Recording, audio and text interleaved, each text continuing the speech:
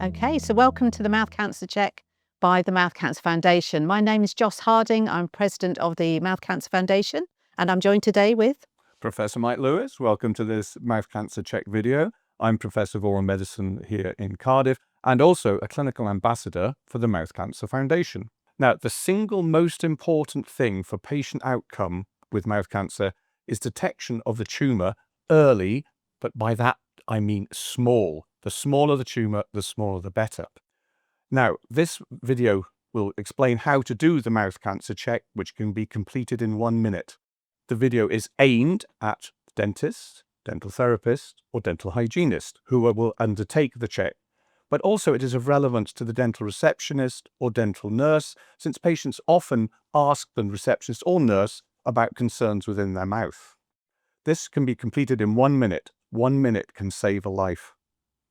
Prior to undertaking the mouth cancer check itself, it's useful to look at the patient's medical history.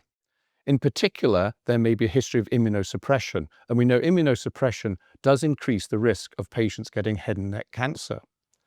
The social history is obviously important in the fact that tobacco is the primary recognized risk factor for mouth cancer. Patients may smoke or chew tobaccos, so you need to record the tobacco usage. In addition, alcohol. Does the patient drink alcohol? And if so, how much? Nowadays, many patients, of course, don't drink alcohol. And if there's a known HPV history in the medical records, then this may be important.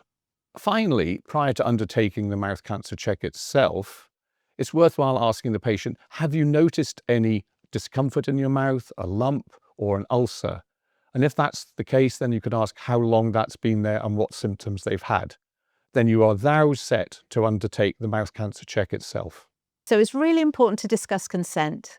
So for any patients that do not wish to give consent, whether it's male or female, or whether it's a female with a headscarf for religious reasons, they do not wish to have a head and neck cancer screening, then it's important to record that in the notes. But it's also important to encourage self-screening.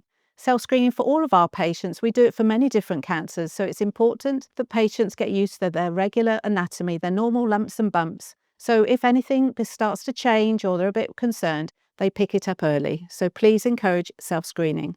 Okay, so having greeted the patient from the waiting room, I like to have them sat up before I do the intraoral and extraoral examination, so I can have a good look at their face, their head, their neck from the front, see if there's anything that might be noticeable, or I can ask the patient as well, have they noticed any differences since their last visit? Okay, so I start with the extraoral examination first. So I go along the jawline, and then we go down the front of the neck, feeling quite firmly as we're going along. Go along the clavicle there, and then up the back and either side of the neck here. Come along to the parotids here. Then we have a look inside the mouth. So feel quite firmly between fingers and thumbs, all the way along the tissues, going around, having a good look as we're feeling along. It's important to do this not just with the mirror. You need to feel at the same time. Then we have a look either side of the tongue. So I'm just going to pop the mirror down there to have a good look at the tissues along here. And then we use the gauze. So if you don't mind sticking your tongue out, thank you. Pull the tongue out. Have a good look on either side. Smashing. And then we ask the patient to say "ah." Ah. Have a good look around, all the way underneath. And finally, all good. Thank you very much. Following the mouth cancer check, it's important to record the findings in the clinical records. Medical legally, if it's not in the records, it didn't happen. So please record in the records, mouth cancer check performed. Avoid the word lesion. People often use the word lesion. Lesion comes from the Latin word lesionum, meaning injury, and in effect is meaningless. Please use descriptive terms. Ulcer, white patch, red and white patch, swelling. It's far better to use these descriptive terms both in the notes and in any referral. Also, and many of you do this more frequently now, please take photograph of any mucosal abnormality detected. Then you have to make a decision. Are you going to review the patient, or are you going to refer the patient on the suspected cancer pathway? And there's guidance on those mucosal abnormalities that fulfill the criteria for the cancer pathway referral. So, what should be referred as urgent suspected cancer?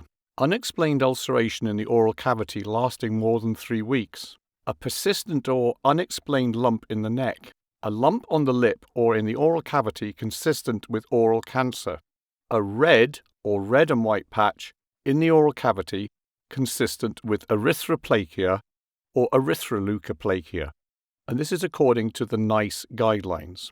In Scotland, the guidelines include persistent, non-intermittent hoarseness lasting more than 3 weeks, and persistent pain in the throat or pain on swallowing lasting greater than 3 weeks.